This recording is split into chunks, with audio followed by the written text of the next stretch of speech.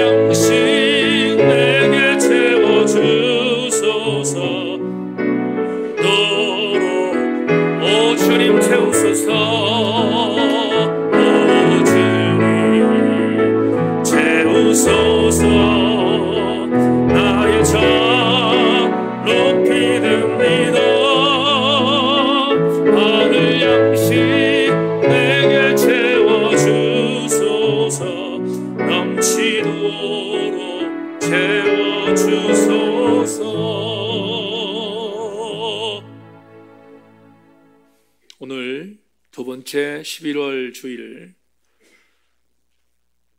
마음을 모두가 나온 이유는 하늘 양식을 채우시는 주님을 기대하기 때문입니다.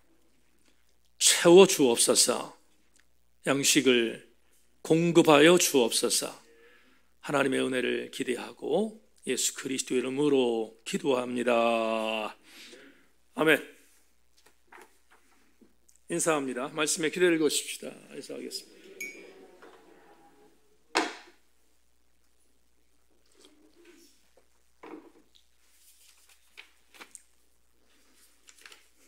주보에 있는 그대로 무엇을 보고 있는가 이런 제목을 갖고 오늘 말씀의 은혜를 나누겠습니다. 영적인 집중력을 주시는 주께서 여러분들 말씀이 들리게 하셔서 함께 은혜 받고 돌아가시기를 소망합니다. 제가 목회를 맨 처음 시작했던 밀양의 목회를 할 때 있었던 우픈 에피소드 하나를 여러분들에게 소개하고 설교를 시작할까 합니다. 밀양에서 자동차 면허를 취득했습니다. 면허를 취득해 분들은 아시겠습니다만 운전하고 싶지 않아요. 운전을 하고 싶어서 당시에 차가 없었는데 차를 구입했습니다. 농촌교회에 무슨 돈이 있겠습니까마는 최선을 다해서 봉고차 하나를 중고로 구입했는데, 그 중고차는 인근 지역에서 같이 통역하는 같은 교단의 한 목사님을 통해서 그 목사님이 쓰던 차량을 구입했습니다.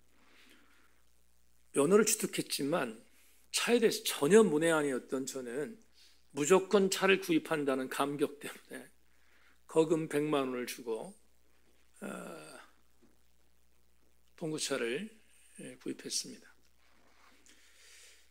제게 그 당시에 제가 섬기던 교회에 100만 원은 적지 않은 돈이었습니다. 근데 며칠이 못해서 차량에 문제가 생겨서 차를 가지고 갔는데, 그 카센터 사장님이 이렇게 말하는 거예요. 목사님, 이 차를 왜 구입하셨습니까? 이거 폐차해야 합니다. 이렇게 말하는 거예요. 하늘이 무너지는 그런 충격적인 이야기를 들었는데, 왜 폐차를 해야 됩니까? 이렇게 물었더니 엔진이 수명이 끝났습니다. 이렇게 말하는 거예요. 둘 중에 하나를 택해야 되는데 조금 더 끄시려면 보링이라는 걸 해야 된다는 거예요. 여러분 아십니까? 보링의 아픔을? 이 보링이라고 하는 자체의 단어를 전혀 몰랐던 저는 보링이 뭔지를 몰랐습니다. 그런데 요즘 차들은 너무 잘 나와서 노 보링 상태에서 차를 폐차하지만, 당시에는 이런 일이 다반사였기 때문에 보링하지 않으면 이 차는 곧바로 엔진이 섭니다. 이렇게 얘기를 하니까 굉장히 많이 충격적이었습니다. 그리고 갑자기 분노가 생겼습니다. 나한테 차를 팔아먹은 그 목사님에 대한 분노가 굉장히 컸습니다. 나중에 정말 지역사회에서 같이 목회하는 목사거든요. 근데 어떻게 차를 모른다고 해서 이렇게 사기를 칠 수 있을까 생각하는 마음 때문에 굉장히 분노했는데, 본인도 차를 폐차한다고 하니까 양심에 갇히게 됐는지 그 당시에 약 30만 원 정도를 돌려준 것 같습니다. 제가 그때 기억으로는, 지금 아내가 틀렸어요, 그럴지도 모르겠지만 너무 기억이 오래돼서 약 그 정도의 내용으로 그때 그 사건을 종결했던 기억이 있습니다. 여러분, 차는 수리할 때 수리를 했었으면 가능하지 않습니까? 차라는 것은 수리가 도저히 불가능하면 폐차해야 합니다. 그런데 수리를 할 수만 있다면 아직까지 수명이 있다, 이렇게 보는 것이야. 수리하는 것, 그건 가능성이 있다는 뜻입니다. 사석에서 친구 목사들과 만나서 이야기를 하면 제일 많이 하는 이야기가 약 이야기하고 병을 어떻게 고칠 것인가에 대한 얘기가 요즘 제일 많이 화두에 올라옵니다. 그런 이야기를 나누는데 친구 한 명이 이렇게 말했습니다. 60년 이상을 썼는데 고장나는 것이 당연하지 않을까, 그러면서 한마디를 던졌습니다. 치료만 할 수 있다면 희망은 있다. 차는 수리하면 희망이 있고, 인간의 육체는 치료할 수 있다면 희망이 있습니다. 여러분, 치료할 수 있다는 것은 가능성이 있다는 이야기이기 때문에 그렇습니다. 오늘 본문을 보면, 오늘 본문은 육신적으로 3가지 연약한 질병을 갖고 있는 어떤 한 사람을 소개하는 듯한 메시지가 히브리서 저자를 통해서 우리에게 알려주고 있습니다. 오늘 본문은 그 질병의 내용을 세 가지로 분류하고 있는데, 첫째는 피곤한 선, 둘째는 연약한 무릎, 셋째는 저는 다리라고 본문에서 우리에게 이야기하고 있습니다. 여러분에게 약속되었던 것처럼 오늘 주일 설교는 이 세 가지가 도대체 무엇을 의미하는지 잠시 생각하며 영적인 레마를 찾고자 합니다. 첫 번째, 피곤한 손에 대해서 살피겠습니다. 여러분에게 히브리서를 강의하면서 히브리서의 시대적 배경을 주전 63년경이라고 제가 말씀을 드렸습니다. 주전 63년경이라는 것은 주 63년이라고 말씀을 드렸습니다. 주 63년이라는 것은 무엇을 전제하냐면 1년 뒤에 로마의 대화재 사건이 있다는 것을 전제한 것입니다. 엄청난 그리스도인들에게 핍박을 받았던 네로가 저질렀던 로마의 대화재를 1년 앞둔 시대적 배경을 갖고 있었을 때 히브리서 저자가 수신자들에게 이 설교문, 제가 히브리서는 편지가 아니라고 했습니다. 이 설교문을 써서 보냈습니다. 아시는 것처럼 이때는 로마와 로마 근교에 있었던 여러 도시에 살고 있었던 디아스포라 크리스천들, 이들이 심각한 핍박을 당하던 때였습니다. 베드로는 주후 64년에 로마에 대박해가 있었을 때 로마에 있었습니다. 그러니까 가장 위험한 장소에 베드로가 있었다는 것입니다. 그곳에서 전설에 의하면 박해 끝에 십자가에 거꾸로 매달려 순교당했다고 말하는 그 전설 같은 이야기가 AD 64년의 역사입니다. 그런데 바로 그 박해를 앞두고 있었던, 그러니까 주 64년 이전 상태의 상황 속에서 이미 순교와 그리고 로마 근교에 있었던 디아스포라 크리스천들의 심각한 박해를 예상했던 베드로가 쓴 편지가 베드로 전서라고 말씀을 드렸습니다. 베드로 전서를 보면 핍박과 박해와 순교를 앞둔 자들을 위해서 가장 절절한 모습으로 쓴 내용들이 등장하는데, 베드로전서 1장 6절과 7절은 대표적인 구절입니다.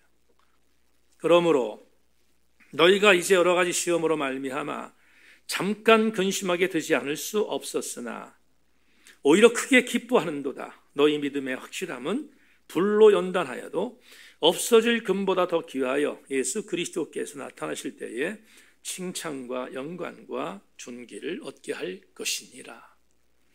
여러분, 이 구절에 대한 의미를 조금은 설득력 있게 받으셨습니까?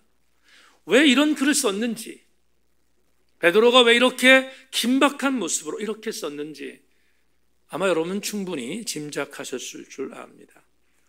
연대적인 차이는 조금 있지만 히브리서 저자도 이런 위기감이 있었던 때 이 설교문을 쓴 것이기에 히브리서 저자는 히브리서라는 설교문을 받는 모든 수신자들에게, 독자들에게 엇비슷한 영적인 긴장감으로 이 설교문을 쓴 것입니다. 제가 원고를 지어봤는데 첫 번째 히브리서 강의 때 해링턴 박사가 이 히브리서의 정체성을 이렇게 말했습니다. 히브리서는 헬라 유대교 출신의 그리스도인이 1세기 60년대 로마에 있는 가정교회에 써보낸 설교로 본다. 여러분 기억하시겠죠? 이런 배경이 히브리서라는 것을 전제할 때 베드로 전서나 히브리서는 똑같은 긴장감을 갖고 있습니다. 그렇다면 이렇게 보는 거죠. 핍박을 앞두고 있는데, 여러분 잘 구분하십시다. 핍박을 앞두고 있는데 베드로전서의 수신자들은 베드로가 전했던 편지를 갖고 용기를 얻습니다. 그리고 대상자들은 대체적으로 순교를 각오한 디아스포라 크리스천들입니다. 그러니까 그들은 흔들리지 않았습니다. 반면 히브리서의 수신자들은 연약했습니다. 흔들렸습니다.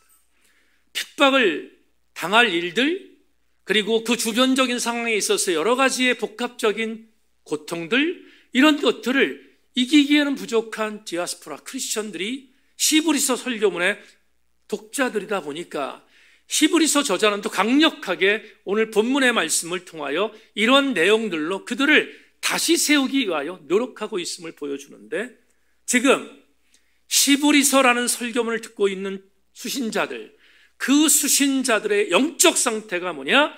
피곤한 손에 있었다.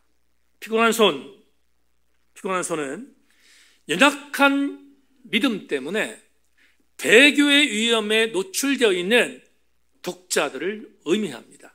다시 한 번만, 피곤한 손이라고 오늘 히브리서자가 이야기했는데, 이 피곤한 손이라는 영적인 개념은 어떤 의미를 갖고 있는가 하면, 반기독교적인 공격이나 아니면 영적 상태에 있어서 나약함 때문에 흔들리고 있는, 손이 흔들리고 있는 자들을 가르쳐 연약한 손이라고 해석한 것입니다. 둘째, 무릎입니다. 히브리서 저자는 피곤한 손을 갖고 있는 그들이 또 하나의 연약함을 갖고 있는데, 연약한 무릎을 갖고 있다고 말합니다. 여러분, 무릎이 어떤 역할을 합니까? 무릎은 우리가 직립보행을 하는 데 있어서 버티게 해주는 지탱대입니다. 무릎이 약한 자들은 걷지를 못하잖아요. 인간이 직립보행을 하기 위해서 버티게 만들어준 가장 중요한 기관이 있다면 그건 무릎입니다. 그런데 이렇게 말합니다. 연약한 무릎이다. 지금 히브리서 저자는 독자들이 서 있을 수조차 없을 정도의 연약한 상태인 것을 강조하고 있습니다. 조금 전에 말씀드렸던 것처럼 수많은 핍박과 수많은 고통, 그것으로 인하여 서 있을 수조차 없을 정도의 무너진 상태, 이 상태를 연약한 무릎이라고 정의하고 있는데, 그랜트 오스본이라는 교수님이 이렇게 말합니다. 징계나 박해로 인해 그리스도인들에게 닥쳐올 두려움이다. 연약한 무릎이 뭐냐? 연약한 무릎은 두려움입니다. 상처와 고통과 핍박을 견딜 수 없는 두려움, 이것을 연약한 무릎이라고 정의한 것을 저 또한 동의합니다. 마지막 세 번째, 저는 다리입니다. 여러분, 히브리서 12장에서 저자는 그리스도인들을 경주하는 자라고 1절에서 선포하고 있습니다. 마라톤을 하는 자다, 경주하는 자다. 그런데 경주하는 자가 다리를 절면 이건 치명상입니다.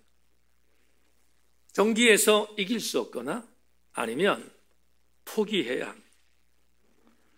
지금 히브리서라고 하는 이 설교문을 듣고 있는 수신자들은 로마라고 하는 엄청난 제국의 괴물, 그리고 로마가 섬기고 있었던 우상의 다양한 부분에 있어서 공격들, 그리고 기독교인이기 때문에 당해야 할 수많은 핍박을 같이 갖고 있습니다. 그러니 이들은 흔들릴 수밖에 없었습니다. 차라리 베드로전서의 수신자처럼 믿음이 너무 강해서 순교를 각오하고 있으면 괜찮겠지만, 흔들리고 있었던 이들은 차라리 배교가 좋겠다 생각했습니다. 왜냐하면 배교하면 이 모든 어려움들을 이길 수 있다는 생각 때문이었습니다. 그러니 그들은 영적으로 절름발이일 수밖에 없습니다. 전다, 어그러졌다라고 하는 다음에 본문에 나오는 이 본문 말씀에 어그러졌다라는 개념이 어떤 의미를 갖고 있는가? 어그러졌다는 액트라페라는 헬라어는 그냥 저는 정도가 아니고요, 어떤 행렬에서 완전히 이탈된 것입니다. 떨어져 나간 상태입니다. 그러니 지금 본문에서 히브리 저자가 수신자들이 얼마나 엄청난 위기에 봉착되어 있는지를 여지없이 보여주고 있는 것이 저는 달이라는 단어에서 나오는 것입니다. 그렇다면 저는 달이라는 의미는 어떠한 의미일까? 저는 달이는 예수 그리스도를 믿는 믿음의 자리에서 이탈하는 것을 의미합니다. 가장 심각한 상태가 뭔가? 저는 달이라고 말할 수 있습니다. 오늘 설교를 준비하기 위해서 이 세 가지를 여러 책들을 통해서 함께 자료를 보고 해석했습니다. 해석하는 어간 저에게 절절한 심정으로 다가온 게 있습니다. 히브리 저자가 이 편지를 썼을 때는, 이 설교문을 썼을 때는 주 60년, 63년 정도라고 말씀을 드렸습니다. 우리는 지금 21세기를 살고 있습니다. 약 20세기의 시간적인 차이가 있습니다. 그런데 이 세 가지의 육체적인 질병을 지적하는 본문을 읽다가 제게 스며든 절절한 마음이 있습니다. 20세기라고 하는 시간적인 간격이 있음에도 불구하고 히브리서 독자들의 상태와 오늘 우리 한국교회 성도들의 상태가 너무 비슷하다.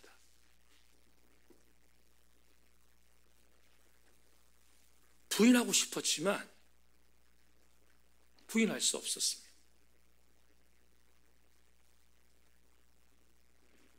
오늘 내가 섬기는 한국교회의 영적 상태가 지난 팬데믹 3년을 지나온 우리, 그래서 지금 오늘의 자화상, 이 자화상이 마치 히브리서를 읽고 있는 주 63년의 디아스포라 크리스천들과 뭐가 다를까 생각해 보니 절절한 마음이 제게 임했습니다. 여러분, 히브리서를 설교를 진행하면서 제가 첫 번째 설교 때 이렇게 말씀드렸습니다. 히브리서의 주제가 뭔가? 히브리서의 주제는 가장 뛰어나신 예수 그리스도, 가장 우월하신 예수 그리스도, 그분이 주제다. 구약의 어떤 율법, 그리고 구약에서 말했던 일체 사항들, 심지어 지금 이 히브리서라고 하는 이 글을 읽고 있는 수많은 독자들이 처해 있는 로마라고 하는 엄청난 제국의 위대한, 여러 가지의 위대하다고 자평했던 그런 세속적인 부분의 영화, 그것과는 비교할 수 없음을 여러분과 나누지 않았습니까? 어떤 것도 예수 그리스도의 우월성과 비교할 수 없음을 히브리서 저자가 독자들에게 주고 있다고 여러분과 함께 나누지 않았습니까?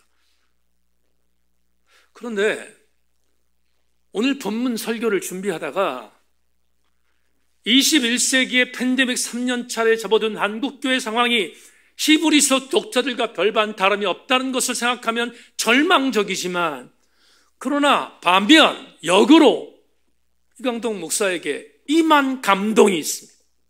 어떤 감동?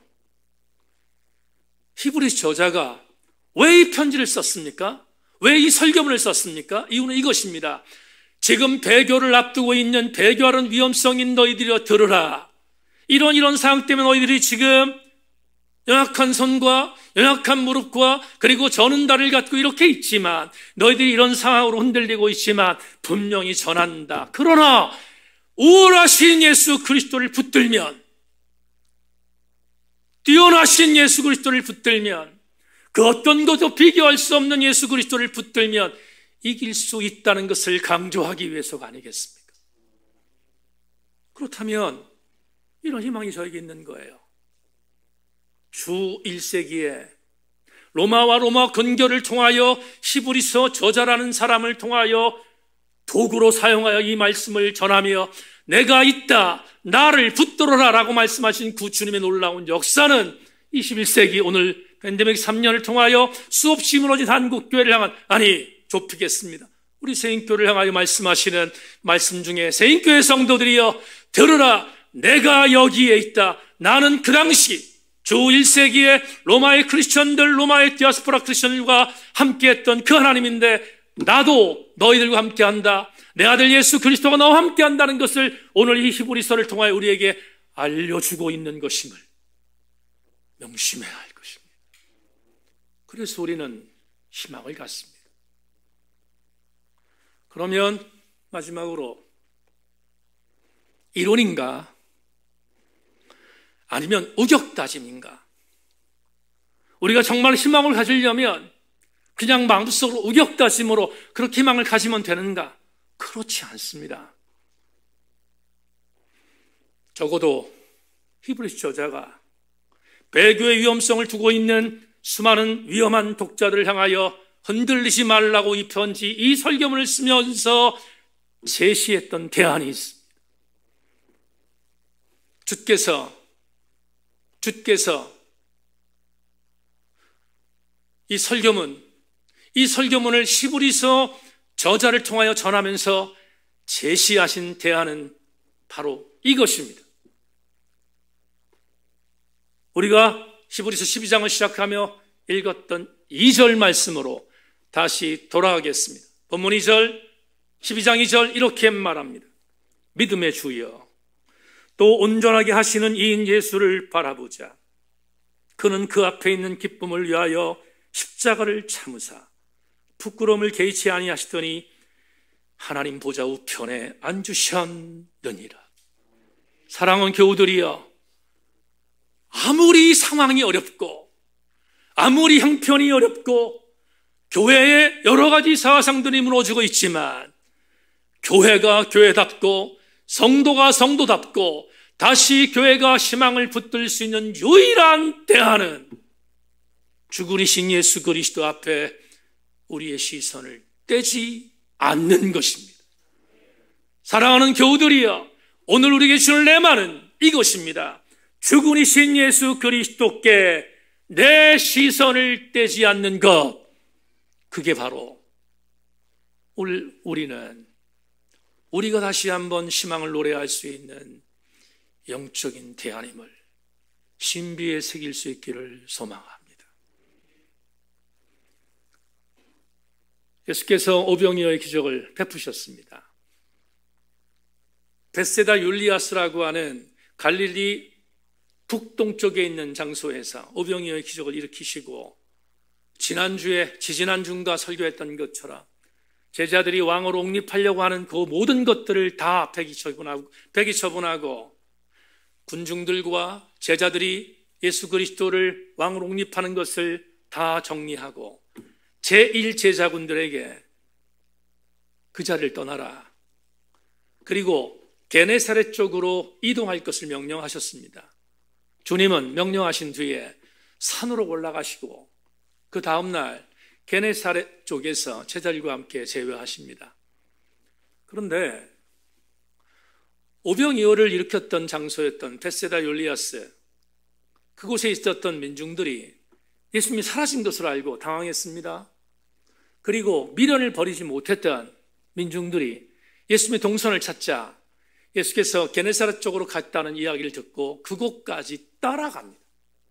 수많은 민중들이 따라간 것입니다. 그리고 게네사렛 지역에서 예수님과 제외했습니다.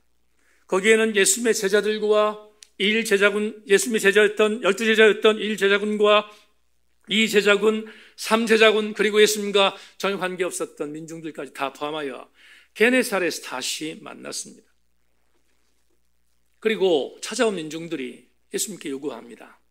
선생님, 베세다 율리아스에서 보여줬던 그 오병이어의 기적 같은 그런 표적을 우리한테 보여주십시오 라고 말을 하자 이번에 예수님은 굉장히 차게 생뚱맞은 이야기를 그 민중들에게 전합니다. 요한복음 6장 26절 27절 여러분 자막 보십시오. 예수께서 대답하여 이르시되 내가 진실로 진실로 너희에게 이르노니 너희가 나를 찾는 것은 표적을 본 까닭이 아니요 떡을 먹고 배부른 까닭이로다. 썩을 양식을 위하여 일하지 말고 영생하도록 있는 양식을 위하여 하라. 이 양식은 인자가 너희에게 주리니 인자는 아버지 하나님께서 인치신 자니라. 도대체 이 말씀이 뭔지를 깨닫지 못하던 민중들이 이 예수가 헛소리를 하고 있다 생각했을 것입니다. 왜 표적은 보여주지 않고 이상한 얘기를 할까 생각했습니다. 그러나 주님은 물러서지 않습니다. 표적을 계속해서 요구하는 그들에게 주님께서 나는 생명의 떡이다, 나는 너에게 줄 음료다 등등의 이상한 이야기를 하자 민중들이 이 사람이 정신이 나갔다 생각하고 따랐던 수많은 사람들이 게네사렛에서 예수님을 떠났음을 보고합니다. 문제는 민중들이 떠난 것은 그럴 수 있습니다. 모르니까. 그런데 의미 있는 말씀을 6장 66절에서 요한이 이렇게 보고하고 있습니다. 그때부터 그의 제자 중에서 많은 사람이 떠나가고 다시 그와 함께 다니지 아니하더라. 주목할 것은 제자입니다. 헬라 마스테스라는 이 단어는 말 그대로 순교를 각오하는 자들을 말할 때 쓰는 단어가 제자입니다. 물론 여기에 나오는 제자는 이 3군에 해당되는 제자입니다. 예수님 12제자에 들어가는 1제자군이 아닌 이 3제자군에 있었던 사람들이 많이 있었습니다. 그들을 지적하는 것입니다. 그런데 제자라고 생각할 정도의 사람들이 예수 그리스도를 떠났음을 요한이 우리에게 보고합니다. 예수님은 이 3제자군이 떠난 것을 보고 1제자들에게 이렇게 묻습니다. 너희도 가렸느냐? 그러자 선임격에 있었던 베드로가 그 유명한 말씀을 고백으로 나누지요. 너무 유명한 말씀입니다. 여러분, 제1제자의 선임격이었던 베드로가 예수님께 고백한 말씀이 이렇습니다. 시몬 베드로가 대답하되 주여 영생의 말씀이 주께 있사오니 우리가 누구에게로 가오리까? 요한복음 6장 66절은 너무 유명한 말씀입니다. 베드로가 말합니다. 이 제자들도 떠났고 3제자들도 떠났지만 주님께 영생의 말씀이 있는 우리가 누구에게로 가겠습니까? 오늘의 단어로 오늘의 21세기 문장으로 바꾸겠습니다. 베드로가 이렇게 고백한 것입니다. 주님의 말씀에서 시선을 떼지 않겠습니다. 주님의 말씀에 제 시선을 고정하겠습니다. 오늘 예배 나오신 우리 교우 여러분, 예수 그리스도에게 시선을 떼지 않는다는 것은 보이지 않는 예수 그리스도에게 시선을 떼지 않는다는 말이 무슨 말인가? 여러 가지로 말할 수 있겠지만 단순하면 이렇게 말합니다. 오늘도 선포되는 하나님 말씀에서 내 시선을 떼지 않겠다는 결심입니다. 오늘도 여러분들에게 제시되어지는 영적인 하나님의 말씀에서 절대로 흔들리지 않겠다는 결단이, 양보하지 않겠다는 결단이, 영생의 말씀이 주께 있사오니 우리가 누구에게 가겠습니까? 라는 베드로의 고백 속에 있습니다. 히브리서 12장 2절에 있는 말씀처럼 믿음의 주 온전케 하시는 예수 그리스도를 바라보는 것은 하나님의 말씀에서 우리의 시선을 떼지 않겠다는 고백인 줄로 확신하고 우리 교우들 모두가 하나님 말씀에 시선을 떼지 않기를 주의 이름으로 축원합니다. 오늘 이것은 우리가 그리스도로 사랑하는 가장 중요한 필요 조건인 것을 기억해야 할 것입니다. 어제 있었던 이야기 한 말씀 드리고 설교를 맺겠습니다.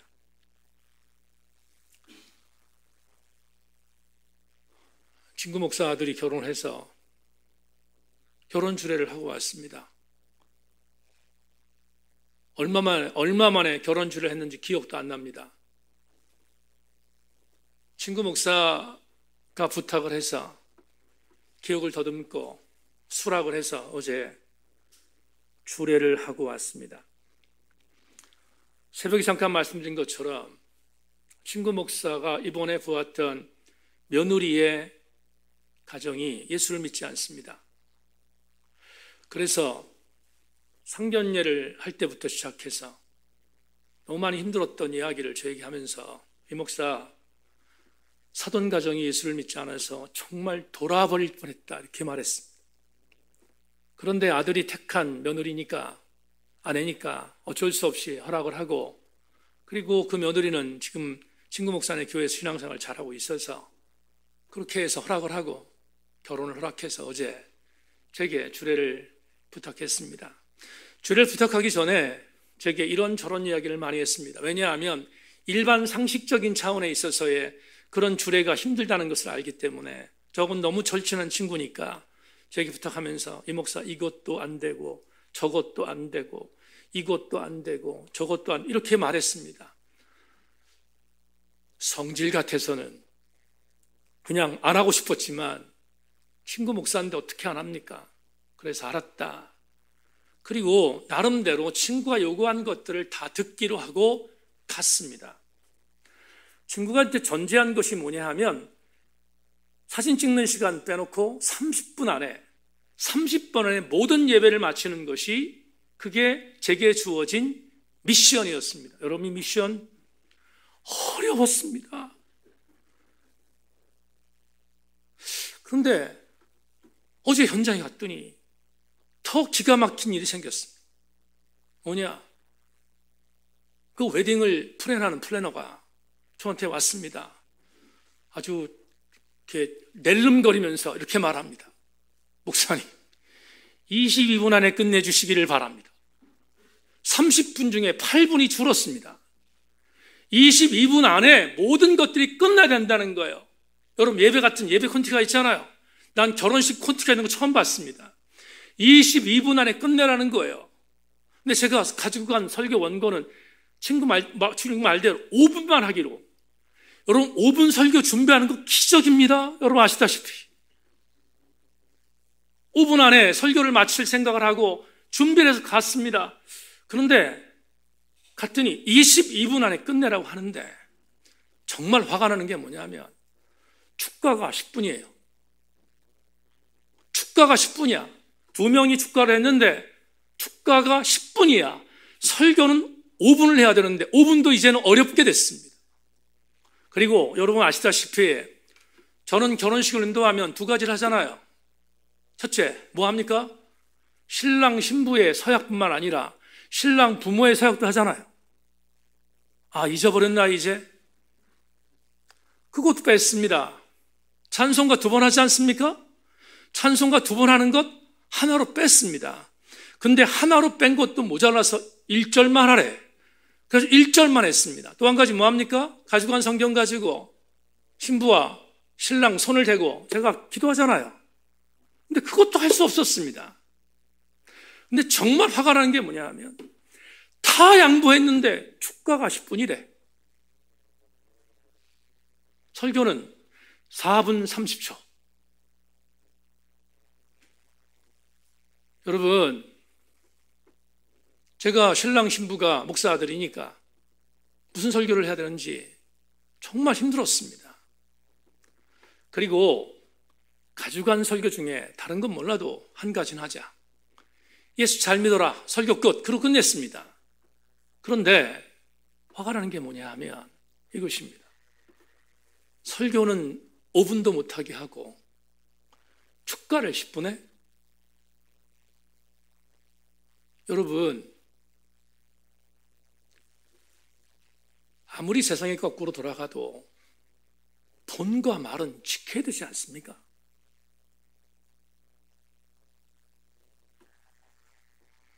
축가도 우리 교회에 아삽 차양탄처럼 잘하면 몰라, 듣기도 너무 힘든 축가를 10분 동안 들으려고 고문당했습니다. 교우들이여, 하나님 말씀은 양보의 대상이 아닙니다. 레마는 타협의 대상이 아닙니다. 우리의 시선에 가장 주목하는 것은 하나님의 말씀인 것을 명심하고, 우리 새인교회 성도들은 여러분의 시선에 말씀을 떼지 않기를 주의 이름으로 소망합니다. 말씀 맺겠습니다. 카나다 레이전트 칼리지의 제임스 페커 교수가 살아생전에 썼던 책에서 이렇게 말했습니다. 신학에 대한 관심, 하나님에 대한 지식, 기독교 주제들에 대한 명료하게 생각하고 말 잘할 수 있는 능력은 결코 하나님을 아는 것과 같지 않다. 밑줄 긋습니다. 이 책을 읽다가 오래전에 이 책을 읽었는데 밑줄 긋은 이유는 하나님을 아는 것과 하나님에게 아는 지식을 아는 것과 그분의 말씀대로 사는 것은 전혀 다르다는 사실을 인정했기 때문입니다. 저는 바라기는 여러분들 모두가 하나님에 관해 아는 것이 아니라 하나님을 아시기를 소망하며 하나님 말씀을 천착하여 하나님 말씀을 시선에 떼지 아니하는 우리 교우들 되셔서 반드시 하나님의 은혜 안에 승리하는 아름다운 교우들이 다 되기를 주의 이름으로 소망합니다.